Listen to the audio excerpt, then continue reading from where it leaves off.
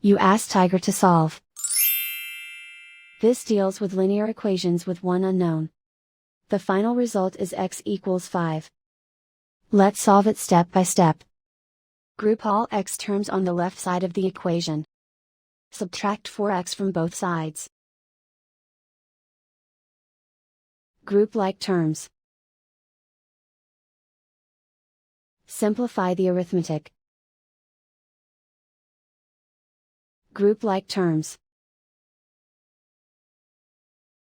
Simplify the arithmetic.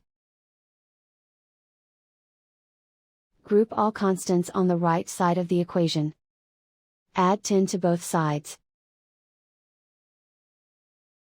Simplify the arithmetic.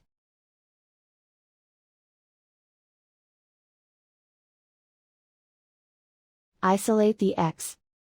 Divide both sides by 3.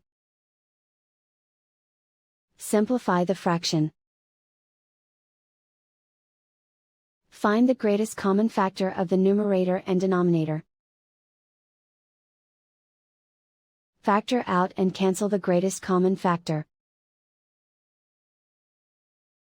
And so the final result is x equals 5.